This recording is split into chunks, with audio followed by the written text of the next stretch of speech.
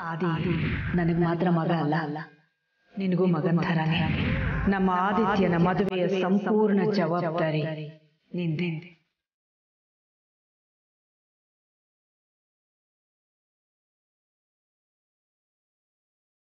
ಅಪ್ಪ, ಪ್ರಸಾದ ತುಂಬಾ ಚೆನ್ನಾಗಿದೆ. ನಾನು ಯಾವತ್ತೂ ಇಷ್ಟು ಚೆನ್ನಾಗಿರೋ ಪ್ರಸಾದ ತಿಂದಿದ್ದೇ ಇಲ್ಲ. ಬಹುಶಃ ನೀನ್ ನನ್ಗೆ ಈ ಪ್ರಸಾದ ತಿನ್ನಿಸ್ತಾ ಇದೆಯಲ್ಲ, ಅದಕ್ಕೆ ಇದು ರುಚಿ ಹೆಚ್ಚಿರ್ಬೋದು.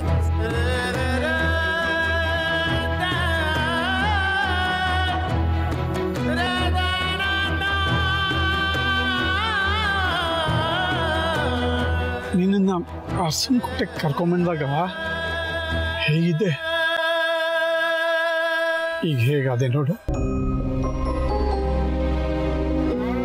ಗಜಗಜಾಂತರ ವ್ಯತ್ಯಾಸ, ಬೇಡವಾದ ಬದಲಾವಣೆ. ಒಳ್ಳೇದಲ್ಲ. ಅರಸನಕೋಟೆಯಲ್ಲಿ ನೀನು ಕೆಲಸಕ್ಕೆ ಸೇರಿಸ್ಬೇಕಾದ್ರೆ ವಕೀಲಮ್ಮನವ್ರು ಒಂದು ಮಾತು ಹೇಳಿದ್ದೆ. ನನ್ನ ಮಗಳು ನನ್ನ ಥರನೇ ಅವಳು ಕೆಲಸದವಳು ಅನ್ನೋ ಗೆರೆ ಯಾವತ್ತೂ ದಾಟೋದಿಲ್ಲ. ತನ್ನ ಅಂತಸ್ತಿಗೆ ಮೀರಿದ್ದನ್ನ ಯಾವತ್ತೂ ಅವಳು ಆಸೆ ಪಡೋದಿಲ್ಲ ಅಂತ ವಕೀಲಮ್ಮನವರು ನಿನಗೆ ತಾಯಿ ಸ್ಥಾನ ಕೊಟ್ಟಿದ್ರು, ಅಪಾರವಾದ ನಂಬಿಕೆ ಇಟ್ಟಿದ್ರು. ನಾನು ಕೂಡ ಒಬ್ಬ ತಂದೆಯಾಗಿ ನಿನ್ನ ತುಂಬ ನಂಬಿದ್ದೆ. ಆದ್ರೆ ನೀನು ನಮ್ಮಿಬ್ಬರ ನಂಬಿಕೆಗೂ ದ್ರೋಹ ಬಂದು ಕೊಳ್ಳಿ ಇಟ್ಬಿಟ್ಟೆ.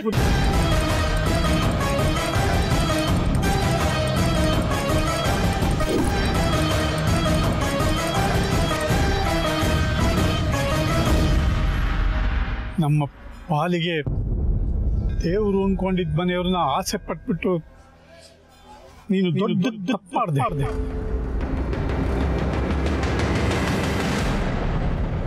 ಅಪ್ಪ,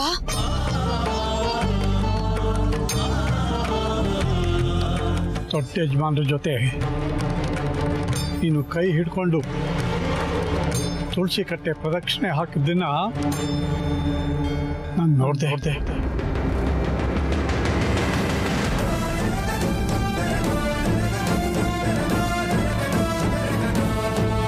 ಅಷ್ಟೇ ಅಲ್ಲ, ನೀನು ಗಣೇಶನಿಗೆ ನಮಸ್ಕಾರ ಮಾಡುವಾಗ ನೀನು ಕುತ್ತಿಗೆಯಲ್ಲಿದ್ದ ತಾಳಿನ ಕೂಡ ನಾನು ಕಣ್ಣಾರ ನೋಡ್ದೆ.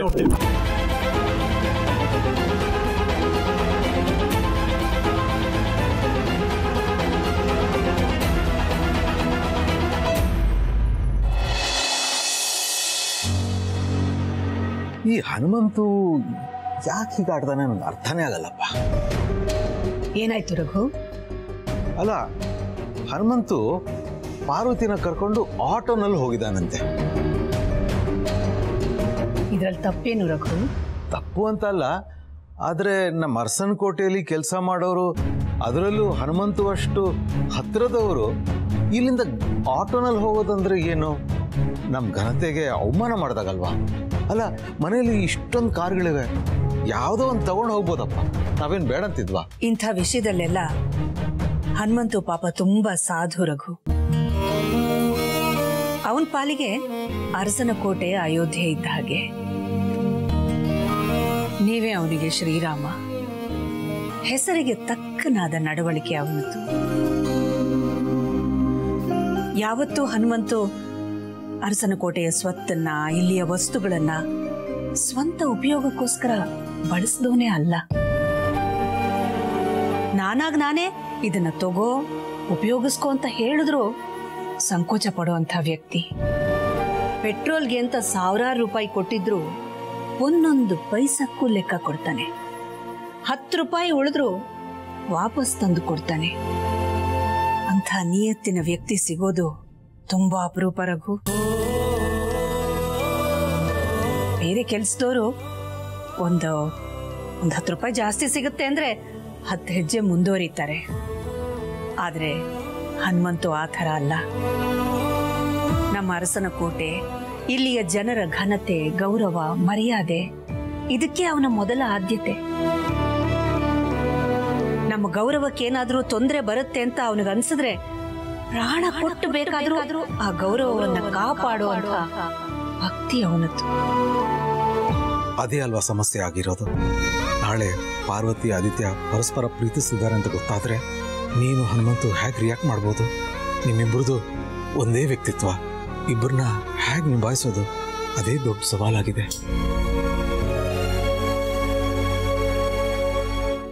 ನಾವು ಬಡವರು, ನಮ್ಮ ಬಡತನವೇ ಸತ್ಯ.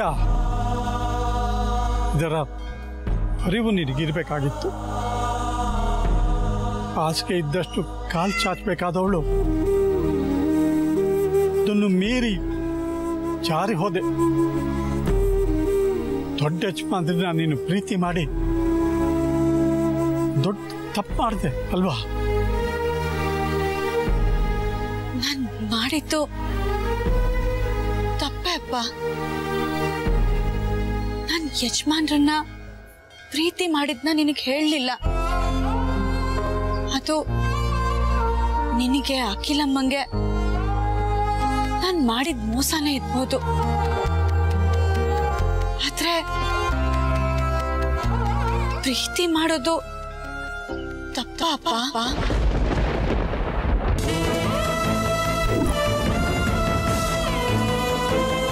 ಪ್ರೀತಿಗೆ ಅಂತಸ್ತಿನ ಭಾಷೆ ಅರ್ಥ ಆಗಲ್ಲ ಅಲ್ವಾ ಅಪ್ಪ? ಹೇಗೋ ಹುಟ್ಕೊಂಡ್ಬಿಡ್ತು. ನೀನ್ ಪ್ರೀತಿ ಮಾಡಿದ ತಪ್ಪಲ್ಲ, ಆದ್ರೆ ಯೋಗ್ಯತೆಗೆ ಮೀರಿ ಪ್ರೀತಿ ಮಾಡಿಬಿಟ್ಟೆ. ನಿನ್ನ ಪ್ರೀತಿನ ಉಳಿಸ್ಕೊಡೋ ಯೋಗ್ಯತೆ ಈ ನಿಮ್ಮಪ್ಪಂಗಿಲ್ಲಮ್ಮ. ನಾನು ಎಷ್ಟೋ ಸಲ ಯಜಮಾನ್ರ ಪ್ರೀತಿಯಿಂದ ಹೊರಗೆ ಬರೋದಕ್ಕೆ ಪ್ರಯತ್ನ ಪಟ್ನಪ್ಪ. ನಾನು ಮಾಡ್ತಿರೋ ತಪ್ಪು, ನಾನು ಅಖಿಲಮ್ಮಂಗೆ ಮೋಸ ಮಾಡ್ತಿದ್ದೀನೇನೋ ಅನ್ನೋ ಭಾವನೆ ನನ್ನ ಕಾಡ್ತಾ ಇತ್ತು. ನಾನು ಎಷ್ಟು ಪ್ರಯತ್ನ ಪಟ್ರು ಅವ್ರ ಪ್ರೀತಿಯಿಂದ ಹೊರಗೆ ಬರೋದಕ್ಕಾಗ್ಲೇ ಇಲ್ಲ.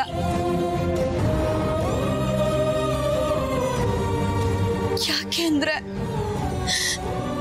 ನಾನು ಯಜಮಾನ್ರನ್ನ ಅಷ್ಟು ಹಚ್ಕೊಂಡ್ಬಿಟ್ಟಿದ್ದೆ ಅಪ್ಪ. ಅರಸನ್ ಕೋಟೆ ಅಂತಸ್ತಿಗಾಗ್ಲಿ, ಆ ಮನೆಯಲ್ಲಿ ಸ್ಥಾನ ಪಡಿಬೇಕು ಅನ್ನೋ ದುರಾಸೆಯಿಂದಾಗ್ಲಿ ನಾನು ಯಜಮಾನ್ರನ್ನ ಇಷ್ಟ ಪಡ್ಲಿಲ್ಲ ಅಪ್ಪ. ಯಜಮಾನ್ರ ಒಳ್ಳೆತನಕ್ಕೆ ನಾನು ಸೋತೋದೆ.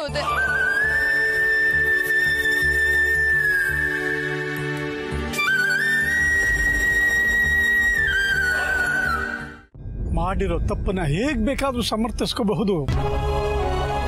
ಆದ್ರೆ ಆ ತಪ್ಪು ಮಾಡೋದಕ್ಕೆ ಮುಂಚೆ ವಾಸ್ತವದ ಅರಿವು ಇರಬೇಕಾಗಿತ್ತು ನಮಗೆ.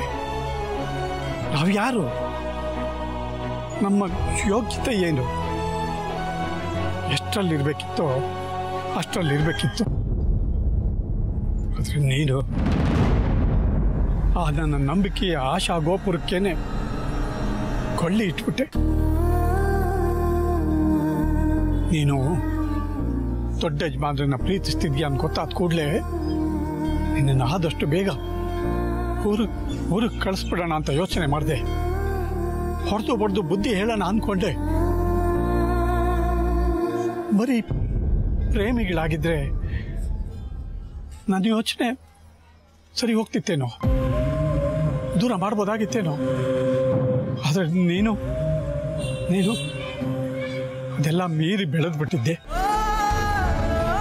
ದೊಡ್ಡ ಯಜಮಾನ್ರು ಯಾವುದೋ ಶೂಟಿಂಗ್ನಲ್ಲಿ ಕಟ್ಟಿ ತಾಳಿನ ಇನ್ನು ಕತ್ತಲ್ಲಿ ಇಟ್ಕೊಂಡಿದೀಯಾ?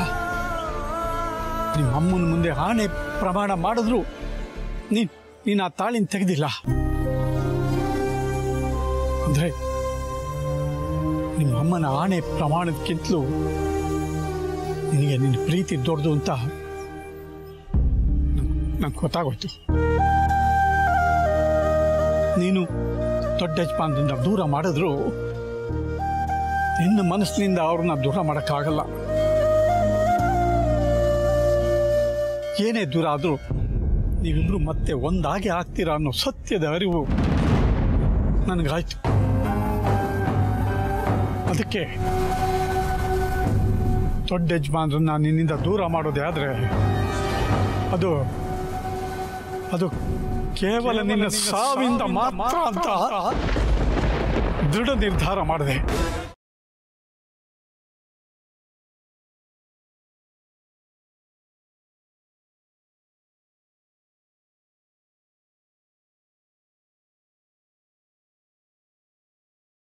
ಅದಕ್ಕೆ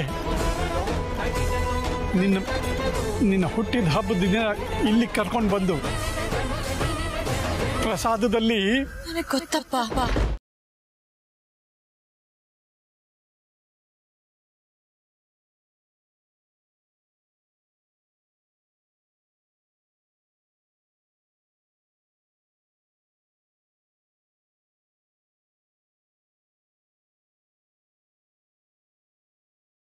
ನನಗೆ ತಿನ್ಸಿರೋ ಪ್ರಸಾದದಲ್ಲಿ ವಿಷ ಬೆರೆಸಿದ್ಯಲ್ವಾ?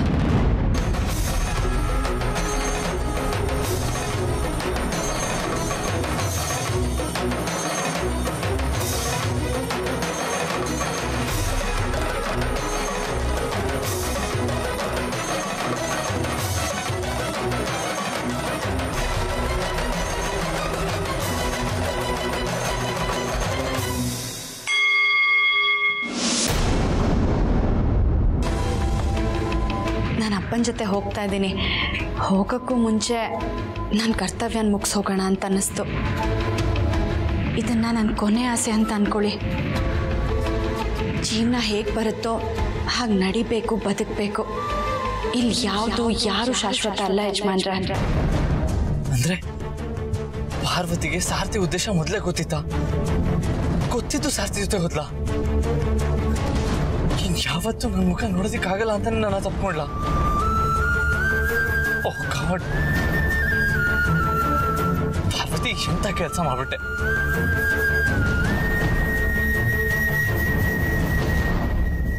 ಅಂದ್ರೆ ನಾನು ಪ್ರಸಾದದಲ್ಲಿ ವಿಷ ಹಾಕಿರೋದು ನಿನಗೆ ಗೊತ್ತಾ? ವಿಷ ಇದೆ ಅಂತ ಗೊತ್ತಿದ್ರು ಅಷ್ಟೊಂದು ಖುಷಿ ಆಗ್ತಿದ್ಯಾ?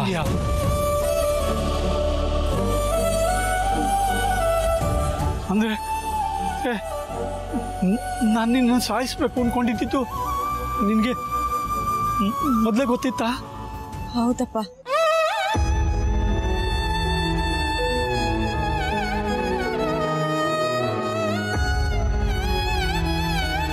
ಗಣೇಶನ್ ಹಬ್ಬದ ದಿನ ಅರಸನ್ ಕೋಟೆಗೆ ಬಂದಿದ್ದ ಗುರುಗಳಿಂದ ಅವತ್ತೇ ಸಾವಿನ ಸೂಚನೆ ಸಿಕ್ತು.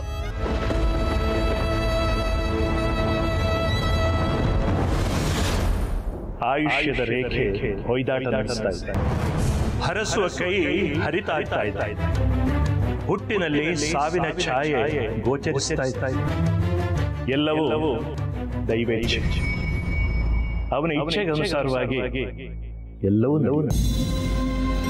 ಎಲ್ಲದಕ್ಕೂ ನಾವು ಸಿದ್ಧರಾಗಿರಬೇಕು ಅಷ್ಟೇ. ಇದಕ್ಕಿಂತ ಹೆಚ್ಚು ನಾನು ಏನು ಹೇಳಲಾಗಲ್ಲ.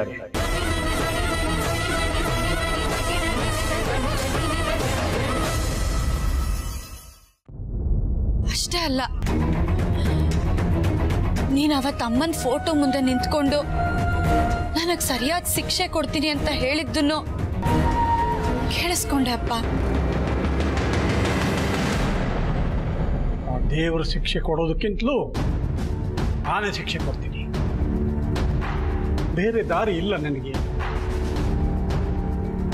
ನನ್ನ ಮನಸ್ಸಿನ ತೀರ್ಮಾನ ಏನು ಅಂತ ನಿನಗೆ ಗೊತ್ತಾಯ್ತಲ್ವಾ ಲಕ್ಷ್ಮಿ?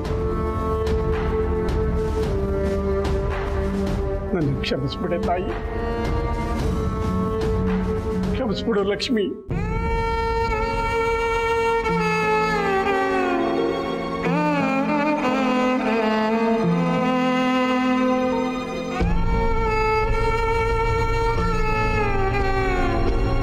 ನನ್ನ ಸಾವು ಹತ್ರ ಬಂದಿದೆ ಅಂತ ನನಗಾಗಲೇ ಮನವರಿಕೆ ಆಯ್ತಪ್ಪ. ನಾನು ಮನೆಗೆ ವಾಪಸ್ ಬರಲ್ಲ ಅಂತ ಗೊತ್ತಿದ್ದೆ. ಕೊನೆ ಸಲ ಯಜಮಾನ್ರಿಗೆ ಅರಸನ್ ಕೋಟೆ ಅವ್ರಿಗೆ ಕಾಫಿ ತಿಂಡಿ ಮಾಡಿಕೊಟ್ಬಿಟ್ಟು ಬಂದೆ. ಅಪ್ಪ, ನಾನು ಹೇಗೋ ಸಾಯ್ತೀನಿ, ಆದ್ರೆ ಕೊನೆ ಸಲ ಒಂದೇ ಒಂದು ಕೋರಿಕೆ, ಯಾವುದೇ ಕಾರಣಕ್ಕೂ ನೀನ್ ನನಗ್ ವಿಷ ಕೊಟ್ಟೆ ಅಂತ ದಯವಿಟ್ಟು ಯಾರ ಹತ್ರನೂ ಹೇಳ್ಕೋಬೇಡ.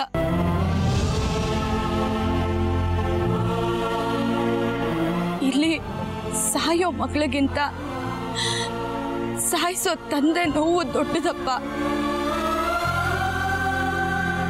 ಅದನ್ನ ಯಾರು ಅರ್ಥ ಮಾಡ್ಕೊಳ್ಳಲ್ಲಪ್ಪ.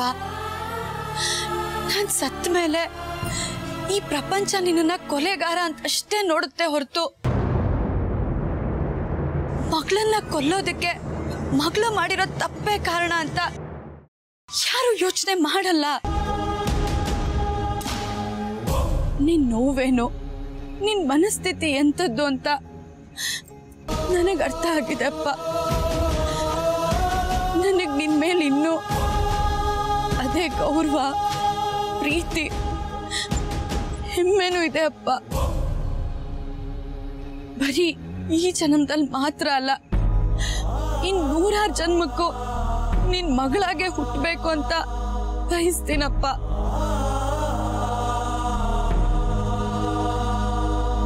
ಅಪ್ಪ, ನಾನು ನಿನಗೆ ಮೋಸ ಮಾಡ್ಬಿಟ್ಟೆ ಅಪ್ಪ. ನನ್ನ ಕ್ಷಮಿಸ್ತೀಯ?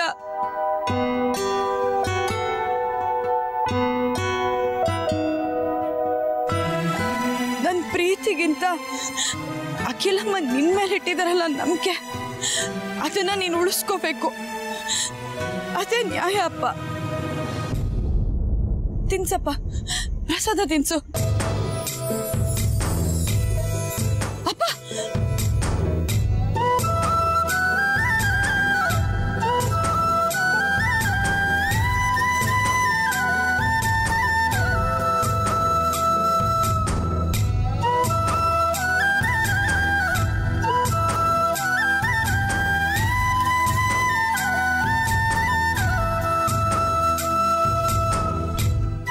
ಅಪ್ಪ, ನನ್ ಕಾಲಕ್ಕೆ ಬೀಳ್ಬೇಕು? ತಪ್ಪು ಮಾಡಿರೋಳು ನಾನು ನಿನ್ ಕಾಲಕ್ಕೆ ಬೀಳ್ಬೇಕು. ಬೇಡಮ್ಮ, ಬೇಡ. ಈಗಾಗಲೇ ನಿನಗೆ ದೊಡ್ಡ ಶಿಕ್ಷಣೆ ಕೊಟ್ಬಿಟ್ಟಿದ್ದೀನಿ. ಅದಕ್ಕೆ ಏನು ಪ್ರಾಯಶ್ಚಿತ್ತ ಆಗುತ್ತೋ ಗೊತ್ತಿಲ್ಲ. ನೀನು ನನ್ನ ಕಾಲಕ್ಕೆ ಬಿದ್ದು ನಿನ್ ಮುಂದೆ ನನ್ನ ಚಿಕ್ಕವನಾಗಿ ಮಾಡಬೇಡ. ನಿನ್ನ ಸಾಯಿಸ್ತಿದ್ದೀನಿ ಅಂತ ಗೊತ್ತಿದ್ರು ಈ ಕೆಟ್ಟ ಅಪ್ಪನ ಬಗ್ಗೆ ಒಂಚೂರು ತಿರಸ್ಕಾರ ಕಾಣಿಸ್ತಿಲ್ವಲ್ಲೇ? ಎಂಥ ಮಗಳು ನೀನು. ಮುಂದಿನ ಜನ್ಮದಲ್ಲಾದರೂ ನೀನು ದೊಡ್ಡ ಮಂತನದಲ್ಲಿ ಹುಟ್ಟಿ ನಿನ್ನ ಪ್ರೀತಿ ಪ್ರೇಮ ಎಲ್ಲ ದಕ್ಕೋ ಹಾಗಾಗ್ಲಿ ಅಂತ ಈ ಥರ ಮಾಡ್ದಕ್ಕೆ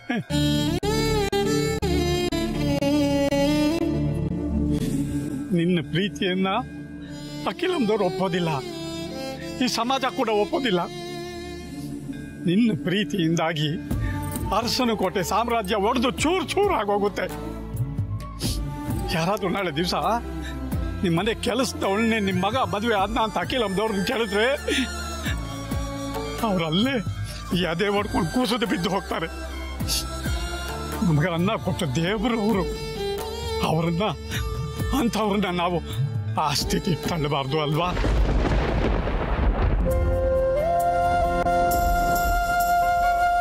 ಒಂದಿನ ಜನ್ಮದಲ್ಲಿ ನಿನ್ನ ಕನಸುಗಳೆಲ್ಲ ಸಾಕಾರ ಆಗಲಿ, ಎಲ್ಲ ಸಾಕಾರಗೊಳ್ಳಿ.